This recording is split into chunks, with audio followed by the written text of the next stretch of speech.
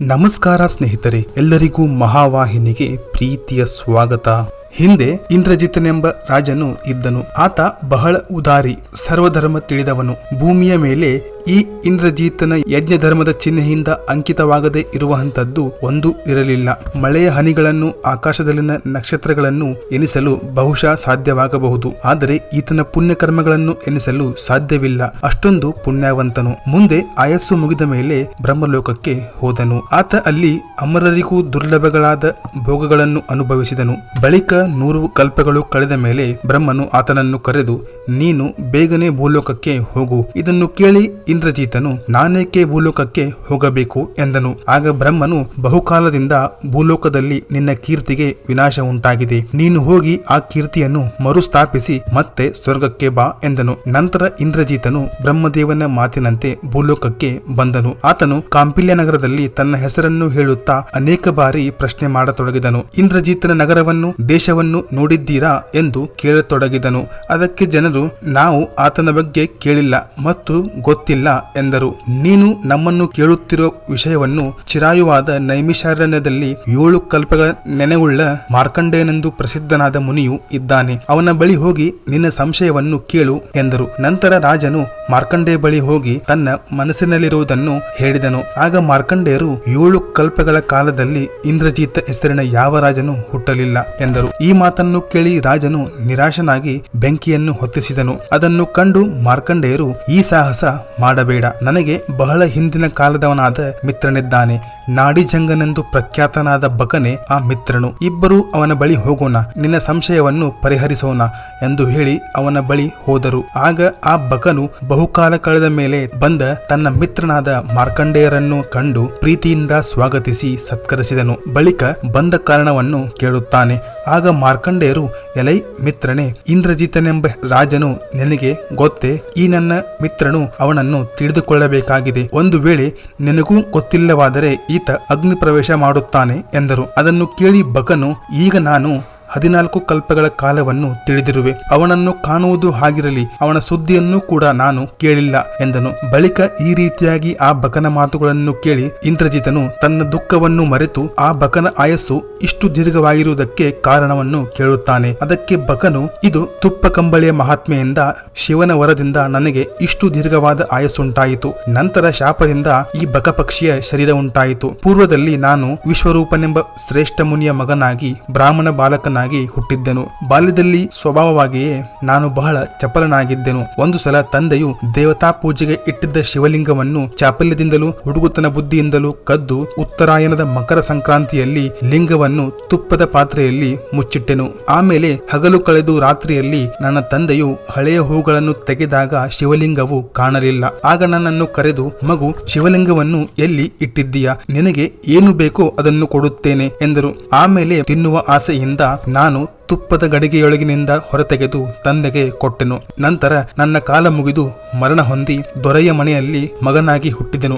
ಆಗ ಜಾತಿ ಸ್ಮರಣನಾಗಿದ್ದೆ, ಅಂದರೆ ಹಿಂದಿನ ಜನ್ಮದ ಬಗ್ಗೆ ತಿಳಿದವನಾಗಿದ್ದೆನು. ಘೃತಕಂಬಲ ಮಹಾತ್ಮದಿಂದ ಸೂರ್ಯನು ಮಕರದಲ್ಲಿರುವಾಗ ಬಾಲ್ಯದಲ್ಲಿ ತಿಳಿಯದೆಯೇ ಮಾಡಿದರೂ ಘೃತಲಿಂಗಗಳಿಗೆ ಸಂಯೋಗ ಉಂಟು ಮಾಡಿದ್ದರಿಂದ ನಾನು ದೊರೆಯ ಮಗನಾಗಿ ಹುಟ್ಟಿದೆನು. ಮತ್ತೆ ಈ ಜನ್ಮದಲ್ಲಿ ಲಿಂಗವನ್ನು ತುಪ್ಪದಿಂದ ಮುಚ್ಚಿಟ್ಟೆನು. ಆಗ ಭಗವಂತನಾದ ಶಿವನು ಪ್ರಸನ್ನನಾಗಿ, ಪೂರ್ವ ಜನ್ಮದಲ್ಲಿ ನೀನು ಮಾಡಿದ ಘೃತಕಂಬಲ ಪೂಜೆಯಿಂದ ನಾನು ಸಂತುಷ್ಟನಾಗಿದ್ದೇನೆ. ನಿನಗೆ ಏನು ಬೇಕು ಕೇಳು ಎಂದನು. ಆಗ ನಾನು ಗಣಾಧಿಪತ್ಯವನ್ನು ಕೇಳಿದೆನು. ಮುಂದೆ ಅದೇ ಶರೀರದಿಂದಲೇ ಕೈಲಾಸವನ್ನು ಸೇರಿದೆನು. ಯಾರು ಮಕರ ಸಂಕ್ರಾಂತಿಯ ದಿನ ಶಿವಲಿಂಗವನ್ನು ತುಪ್ಪದಿಂದ ಪೂಜೆ ಮಾಡುವರೋ ಅವರು ಖಂಡಿತವಾಗಿಯೂ ಶಿವನ ಗಣಗಳಲ್ಲಿ ಒಬ್ಬರಾಗಿ ಹೋಗುತ್ತಾರೆ. ಶಿವನ ಅಪ್ಪನೆಯ ಪ್ರಕಾರ ಪ್ರತಿಪಾಲಕನೆಂಬ ಶಿವಗಣನಾಗಿ ಇದ್ದೆನು. ಹೀಗೆ ದಿನ ಕಳೆದಂತೆ ಅತಿ ಗರ್ವಿತನಾಗಿ ಹೋದೆನು. ನದಿಗಳಿಗೆ ಸಾಗರವೇ ಹೇಗೆ ಗತಿಯೋ ಹಾಗೆ ನನಗೂ ಅವನತಿಯೇ ಗತಿಯಾಯಿತು. ಒಮ್ಮೆ ಹಿಮಾಲಯ ಪರ್ವತ ಹತ್ತಿರ ತಿರುಗಾಡುತ್ತಿದ್ದಾಗ ಅಲ್ಲಿ ಮಹಾ ತಪಸ್ವಿಯಾದ ಗಾಲವ ಮುನಿಯನ್ನು ನೋಡಿದೆ. ಆತ ತನ್ನ ಹೆಂಡತಿಯೊಡನೆ ಅಲ್ಲಿ ವಾಸವಾಗಿದ್ದನು. ಆತನ ಹೆಂಡತಿ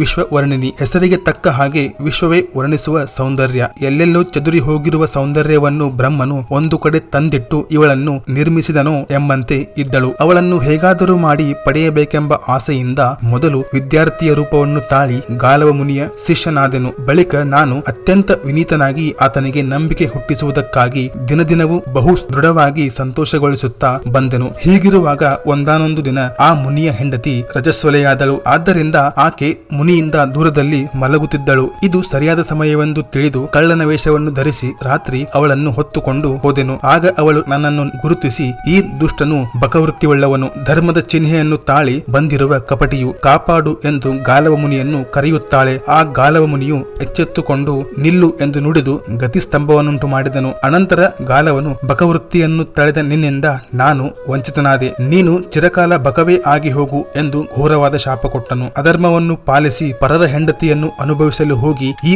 ಅನರ್ಥವನ್ನು ಮಾಡಿಕೊಂಡೆನು. ಹೀಗೆ ಶಾಪ ಹೊಂದಿದ ನಾನು ಭಯದಿಂದ ನಡಗುತ್ತಾ ಇಬ್ಬರಿಗೂ ನಮಸ್ಕಾರ ಮಾಡಿ, ನಾನು ಈಶ್ವರನ ಗಣೇಶ್ವರನು, ನಿಮ್ಮಿಬ್ಬರಿಗೂ ನಾನು ದ್ರೋಹ ಮಾಡಿದ್ದೇನೆ, ಕ್ಷಮಿಸಿ, ಈ ನನ್ನ ಶಾಪಕ್ಕೆ ಒಂದು ಅವಧಿಯನ್ನು ವಿಧಿಸು. ಸಾಧುಗಳು ದುಷ್ಟರಲ್ಲಿ ಕೂಡ ಕ್ಷಮೆ ದೋರುವ ಸ್ವಭಾವದವರು ಎಂದೆನು. ಈ ರೀತಿಯಾಗಿ ವಿನೀತನಾಗಿ ನಾನು ವಿಜ್ಞಾಪಿಸಿಕೊಳ್ಳಲು ಆ ಮುನಿಯು, ಯಾವಾಗ ನೀನು ಇಂದ್ರಜಿತ ಮಹಾರಾಜನ ಮರೆಯಾಗಿರುವ ಕೀರ್ತಿಯ ಪುನರುದ್ಧಾರ ಕಾರ್ಯದಲ್ಲಿ ಸಹಾಯಕನಾಗುವೆಯೋ ಆಗ ಈ ಶಾಪದಿಂದ ಬಿಡುಗಡೆಯನ್ನು ಪಡೆಯುವೆ. ಈ ರೀತಿ ಮುನಿ ಶಾಪದಿಂದ ಬಕನಾಗಿ ಹಿಮಾಚಲ ಪರ್ವತದಲ್ಲಿ ಅಂದಿನಿಂದಲೂ ವಾಸ ಮಾಡುತ್ತಿದ್ದೇನೆ. ಈ ಎಲ್ಲ ಮಾತುಗಳನ್ನು ಕೇಳಿ ಇಂದ್ರಜಿತನು ದುಃಖಿತನಾಗುತ್ತಾನೆ. ಆ ದುಃಖವನ್ನು ಕಂಡ ಮಾರ್ಕಂಡೇಯರು, ಎಲೈ ಮಿತ್ರನೇ, ನಿನ್ನ ಹತ್ತಿರನೂ ಸಹ ಈತನಿಗೆ ಏನೂ ದೊರಕಲಿಲ್ಲ, ಹಾಗಾಗಿ ನಾನು ನನ್ನ ಮಾತನ್ನು ಉಳಿಸಿಕೊಳ್ಳಲಿಲ್ಲ, ನಾನೂ ಸಹ ಈತನ ಜೊತೆ ಅಗ್ನಿ ಪ್ರವೇಶ ಮಾಡುತ್ತೇನೆ ಎಂದನು. ಆಗ ಬಕನು, ಮಿತ್ರನೇ, ದುಃಖ ಪಡಬೇಡ, ನನಗಿಂತಲೂ ಚಿರಂಜೀವಿ ಇದ್ದಾನೆ, ಅವನೇ ಉಲೂಕ, ನಾವು ಮೂವರು ಅವನ ಹತ್ತಿರ ಹೋಗೋಣ ಎಂದು ಹೇಳಿ ಮೂವರು ಹೊರಟರು. ಆ ಉಲೂಕನಿಂದ ಸ್ವಾಗತಿಸಿ ಸತ್ಕರಿಸಲ್ಪಟ್ಟರು.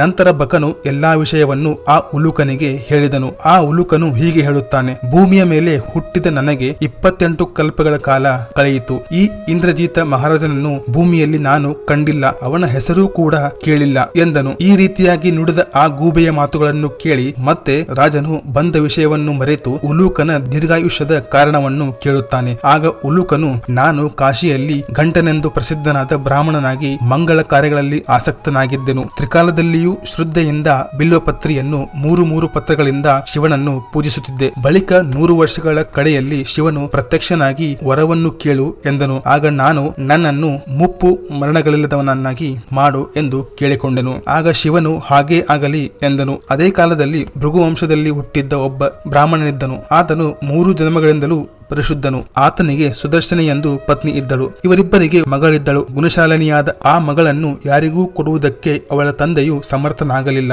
ಒಮ್ಮೆ ಆಕೆ ತನ್ನ ಸಖಿಯರೊಡನೆ ವಿಹಾರ ಮಾಡುತ್ತಿದ್ದಳು. ಅವಳನ್ನು ನೋಡಿ ಮೋಹಿತನಾದೆನು. ಸಖಿಯರಿಂದ ಆಕೆ ಅವಿವಾಹಿತೆ ಎಂದು ತಿಳಿಯಿತು. ತಕ್ಷಣವೇ ಅವಳ ತಂದೆಯ ಹತ್ತಿರ ಹೋಗಿ ಕ್ರಮವಾಗಿ ಕೇಳಿಕೊಂಡೆ. ಆಗ ಅವರ ತಂದೆ ಅದಕ್ಕೆ ಒಪ್ಪಿಕೊಳ್ಳುತ್ತಾರೆ. ಆದರೆ ಆತನ ಮಗಳು ಗೋಳಾಡುತ್ತಾ ತಾಯಿ ಬಳಿ ಹೋಗಿ, ನಾನು ವಿಷವನ್ನಾದರೂ ಕುಡಿಯುತ್ತೇನೆ, ಆದರೆ ಆತನ ಜೊತೆ ಮದುವೆಯಾಗುವುದಿಲ್ಲ ಎಂದಳು. ನಂತರ ತಾಯಿಯು ಗಂಡನಿಗೆ ಆಗ್ರಹ ಮಾಡುತ್ತಾಳೆ. ಮುಂದೆ ಅವರು ತನ್ನ ಮಗಳನ್ನು ಬೇರೆಯೊಬ್ಬನಿಗೆ ಕೊಟ್ಟು ವಿವಾಹ ಮಾಡಿದರು. ನಾಳೆ ಮದುವೆ ನಡೆಯಲಿರುವುದೆಂಬ ಸಮಯವನ್ನು ಅರಿತು ಆಕೆಯನ್ನು ಅಪಹರಿಸಿ ಏಕಾಂತ ಪ್ರದೇಶಕ್ಕೆ ಕರೆದೊಯ್ದು ಗಂಧರ್ವ ವಿವಾಹ ಮಾಡಿಕೊಂಡೆನು. ಬಳಿಕ ಅವಳ ಜೊತೆ ಸುರತ ಸೇವನೆ ಮಾಡಿದೆನು. ನಂತರ ಹುಡುಕಾಡುತ್ತಾ ಅವಳ ತಂದೆ ಅಲ್ಲಿಗೆ ಬಂದು ಕೋಪಗೊಂಡು, ನಿಶಾಚರರ ಧರ್ಮವನ್ನು ಅನುಸರಿಸಿ ನನ್ನ ಮಗಳನ್ನು ನೀನು ಹೊತ್ತುಕೊಂಡು ಹೋಗಿ ಮದುವೆ ಆಗಿದ್ದರಿಂದ ತಕ್ಷಣವೇ ನಿಶಾಚರನಾಗು ಎಂದು ಶಪಿಸಿದನು. ಆಗ ನಾನು, ತಾವು ಮಗಳನ್ನು ನನಗೆ ಕೊಡುವುದಾಗಿ ಮೊದಲೇ ಮಾತು ಕೊಟ್ಟಿದ್ದೀರಿ, ಹಾಗೆ ಕೊಟ್ಟು ದಾನ ಮಾಡಿರುವ ಈ ಕನ್ಯೆಯನ್ನು ನಾನು ವಿವಾಹ ಮಾಡಿಕೊಂಡೆನು. ಈ ಕಾರಣದ ಸಲುವಾಗಿ ನಾನು ತಮ್ಮ ಶಾಪಕ್ಕೆ ಪಾತ್ರನಾಗುವುದು ಉಚಿತವಲ್ಲ.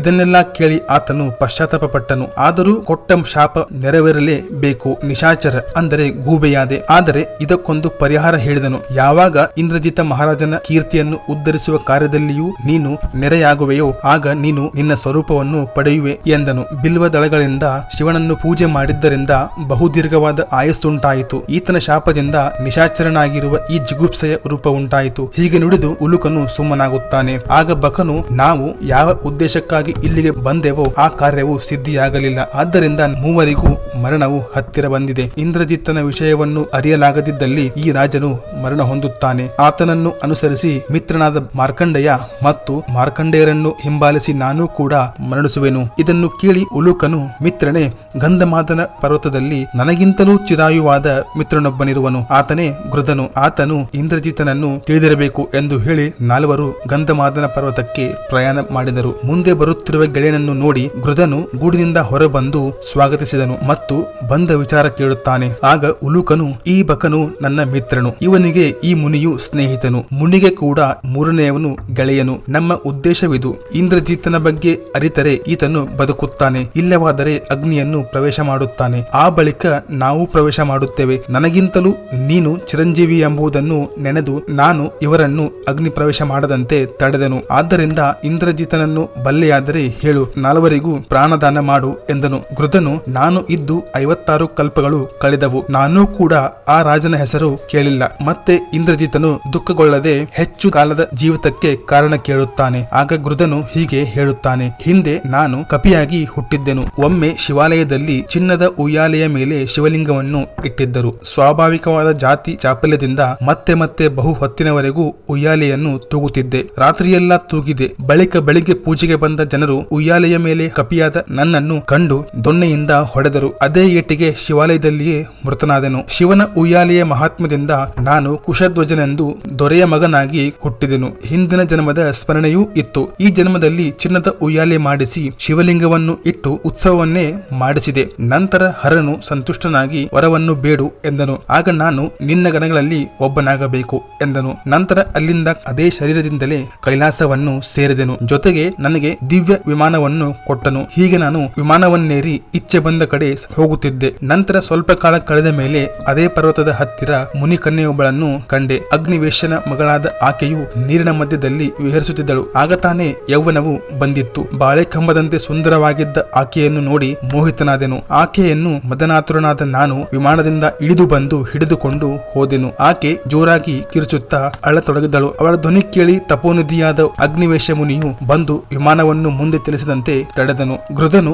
ಮಾಂಸದ ತುಂಡನ್ನು ಹೇಗೋ ಹಾಗೆ ಆಕಾಶದಲ್ಲಿ ಈ ರೀತಿ ಹರಣ ಮಾಡಿದೆಯೋ ಆ ಕಾರಣದಿಂದ ಕೂಡಲೇ ನೀನು ಗೃಧನಾಗು ಎಂದು ಶಪಿಸಿದನು. ನಂತರ ನಾನು ಲಜ್ಜೆಯಿಂದ ಮುಖ ತಗ್ಗಿಸಿ ಆ ಮುನಿಯ ಪಾದಗಳನ್ನು ಹಿಡಿದುಕೊಂಡು ರೋಧಿಸುತ್ತಾ ನೆಲದ ಮೇಲೆ ಬಿದ್ದೆನು. ಈ ರೀತಿ ನಮಸ್ಕಾರ ಮಾಡಲಾಗಿ ಆ ಮುನಿಯು ಪ್ರಸನ್ನನಾಗಿ, ನನ್ನ ಮಾತು ಎಂದಿಗೂ ಸುಳ್ಳಾಗುವುದಿಲ್ಲ, ಆದರೂ ಇಂದ್ರಜಿತ ಮಹಾರಾಜನನ್ನು ತಿಳಿಯುವುದರಲ್ಲಿ ಸಹಾಯವನ್ನು ಯಾವಾಗ ಮಾಡುವೆಯೋ ಆಗ ಶಾಪ ಮೋಕ್ಷವನ್ನು ಪಡೆಯುತ್ತೀಯ ಎಂದನು. ನಂತರ ಮಾನಸ ಸರೋವರದಲ್ಲಿ ಮಂತರಕನೆಂಬ ಹೆಸರಿನಿಂದ ಖ್ಯಾತನಾದ ಕೂರ್ಮನಿರುವನು. ಆತನಿಗೆ ತಿಳಿದಿದ್ದು ಜಗತ್ತಿನಲ್ಲಿಯೇ ಏನೂ ಇರುವುದಿಲ್ಲ, ಎಲ್ಲರೂ ಅಲ್ಲಿಗೆ ಹೋಗೋಣ ಎಂದು ಹೇಳಿ ಎಲ್ಲರೂ ಆ ಕೂರ್ಮನನ್ನು ನೋಡಲು ಹೊರಟರು. ಸರೋವರದ ತೀರದಲ್ಲಿದ್ದ ಆ ಕೂರ್ಮನು ದೂರದಲ್ಲಿ ಬರುತ್ತಿದ್ದ ಅವರನ್ನು ಕಂಡು ಭಯಪಟ್ಟು ಬಹುಬೇಗನೆ ಸರೋವರ ನೀರನ್ನು ಪ್ರವೇಶ ಮಾಡಿದನು. ಇದನ್ನು ಕಂಡು ಗೃಧನು ನಕ್ಕು, ಅತಿಥಿ ಸತ್ಕಾರ ಮಾಡುವುದರಿಂದ ನಮ್ಮ ಎಲ್ಲಾ ಪಾಪಗಳು ನಾಶವಾಗುತ್ತವೆ, ಅಂತಹದರಲ್ಲಿ ನೀನು ಯಾಕೆ ವಿಮುಖನಾಗುವೆ ಎಂದನು. ಆಗ ಕೂರ್ಮನು, ನಿಮ್ಮ ಜೊತೆ ಇರುವ ಈ ಇಂದ್ರಜಿತನನ್ನು ನೋಡಿ ನಾನು ಭಯಗೊಂಡು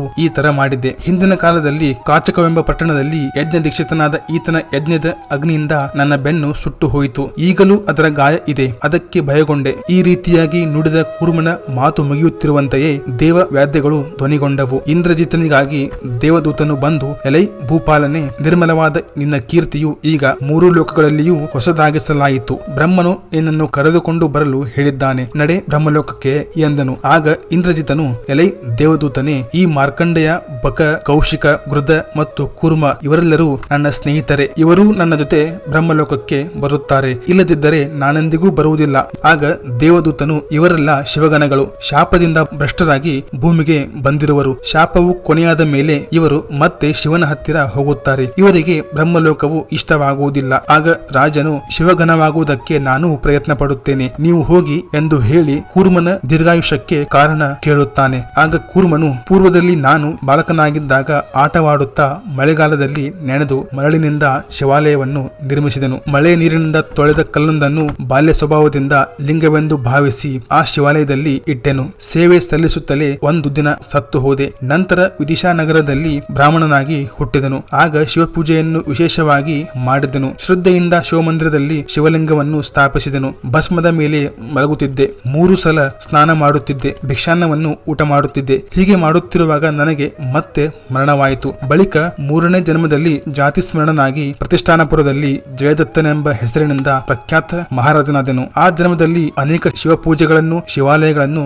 ನಿರ್ಮಿಸಿದೆನು. ನಂತರ ಶಿವನು ಅದೇ ದೇಹದಿಂದ ಅಮರನಾಗಿರುವ ವರವನ್ನು ಕೊಟ್ಟನು. ನಿಧಾನ ನಿಧಾನವಾಗಿ ಅಹಂಕಾರವು ಬೆಳೆಯಿತು. ಶಿವಭಕ್ತಿಯನ್ನು ಬಿಟ್ಟು ಪರಸ್ತ್ರೀಯರನ್ನು ಬಲಾತ್ಕರಿಸಲು ಪ್ರಾರಂಭಿಸಿದೆ. ಆಯಸ್ಸು, ತಪಸ್ಸು, ಕೀರ್ತಿ, ಸಂಪತ್ತು ಇವುಗಳ ವಿನಾಶಕ್ಕೆ ಮುಖ್ಯ ಕಾರಣವೆಂದರೆ ಪರಸ್ತ್ರೀಯರನ್ನು ಬಲಾತ್ಕರಿಸಿ ಕೆಡಿಸುವುದು. ಬಳಿಕ ಯಮನು ಈಶ್ವರನ ವರಪ್ರಸಾದದಿಂದ ನಾನು ಮರಣಿಸುವುದಿಲ್ಲ ಎಂದು ತಿಳಿದು ಶಿವನ ಬಳಿ ಹೋಗಿ, ಎಲೈ ದೇವನೇ, ನಿನ್ನ ಮಹಿಮೆಯಿಂದ ರಕ್ಷಿತನಾಗಿರುವ ಈ ಪಾಪಿಯನ್ನು ನಿಗ್ರಹ ಮಾಡಲು ನಾನು ಶಕ್ತನಲ್ಲ. ಪತಿವ್ರತೆಯರು ಜಗತ್ತಿಗೆ ಆಧಾರ ಸ್ವರೂಪವೆಂದು ನೀನೇ ಹೇಳಿರುವೆ. ಅಂತಹ ಪತಿವ್ರತೆಯರು ಆ ಜಯದತ್ತನಿಂದ ದೂಷಿತರಾಗುತ್ತಿದ್ದಾರೆ. ಧರ್ಮವು ನಾಶವಾಗುತ್ತಿದೆ ಎಂದನು. ಧರ್ಮರಾಜನ ಈ ಮಾತುಗಳನ್ನು ಕೇಳಿ ಶಿವನು ನನ್ನನ್ನು ಕರೆಯಿಸಿ, ಕಾಮಾರ್ಥನಾದ ನಿನ್ನಿಂದ ಪತಿವ್ರತೆಯರು ದೂಷಿತರಾದ ಕಾರಣ ಈ ಕ್ಷಣವೇ ಕೂರ್ಮನಾಗಿ ಹೋಗು ಎಂದು ಶಪಿಸಿದನು. ಈ ಘೋರ ಶಾಪಕ್ಕೆ ಹೆದರಿ ತುಂಬಾ ವಿಜ್ಞಾಪಿಸಿಕೊಂಡೆನು. ಆಗ 60ನೇ ಕಲ್ಪದಲ್ಲಿ ಶಾಪ ವಿಮೋಚನೆಯನ್ನು ಹೊಂದಿ ನನ್ನ ಗಣವೇ ಆಗಲಿರುವೆ ಎಂದನು. ಆಗ ನಾನು 10 ಯೋಜನ ವಿಸ್ತಾರವಾದ ಕೂರ್ಮನಾದನು. ಯಜ್ಞ ಸಾಧನಕ್ಕಾಗಿ ನೀನು ನನ್ನನ್ನು